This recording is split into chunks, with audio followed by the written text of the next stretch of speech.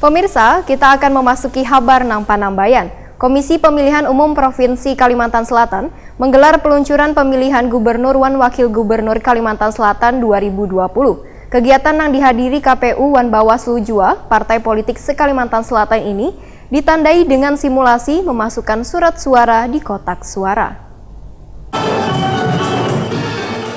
Komisi Pemilihan Umum Provinsi Kalimantan Selatan menggelar peluncuran pemilihan Gubernur wan Wakil Gubernur Kalimantan Selatan 2020 di Ballroom Hotel Ratan Inn Jalan Ayani Pal 5,5 Banjarmasin, malam Senin 22 Desember 2019. Kegiatan yang dihadiri KPU wan Bawaslu, Jua partai politik se-Kalimantan Selatan ini ditandai dengan simulasi memasukkan surat suara di kotak suara.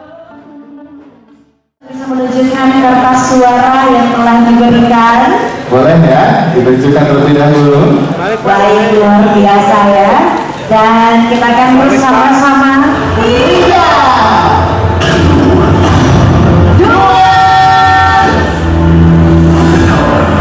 1. Ya, dan dimulai. Asisten 1 Provinsi Kalimantan Selatan Siswan Syah dalam sambutannya merasa optimis KPU Provinsi, Kabupaten wan Kota di Kalimantan Selatan dapat dengan sukses menyelenggarakan Pilkada serentak 2020. Menurut Siswan Syah, Kalimantan Selatan sudah 2 kali menggelar pemilu serentak, yaitu pada 2015 wan 2018, Jua Pilpres wan Pemilu Legislatif 2019. Bahkan mampu melalui Pilkada serentak dengan damai, kondusif, dengan suasana demokrasi yang nyaman.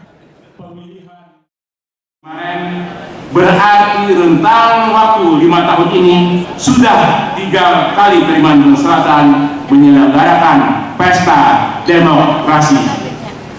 Bapak Ibu hadirin hadirat yang kami hormati,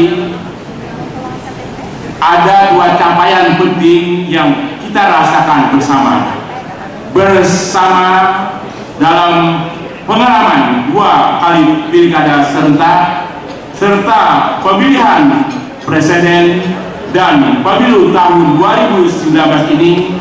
Pertama, kita mampu melalui pilkada serentak secara damai dan kondusif, mampu menciptakan suasana berdemokrasi yang sejuk dan gejolak yang tidak berarti. Sementara itu, Komisioner Komisi Pemilihan Umum Republik Indonesia Firian Aziz, Wahirtakuni Prima TV meminta jajaran KPU Kalimantan Selatan untuk mewaspadai masih adanya sisa-sisa pemilu 2019 lalu, yaitu informasi hitam yang berkembang di tengah warga nang kaya hoax atau berita bohong, ujaran kebencian, disinformasi wan kegagalan informasi. 4 bentuk informasi tersebut, ujar Firian Aziz, dapat menjadi virus yang membuat pelaksanaan pilkada kada berkualitas. Sehingga Firian Aziz meminta KPU harus melawan informasi yang telah merusak tersebut dengan melakukan integritas wan sinergitas dengan sesama anggota, juga bekerja sama dengan pihak lainnya. Integritas sudah hadir kuat dalam diri kita.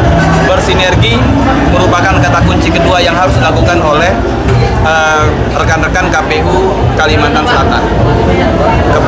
Dengan media massa wajib.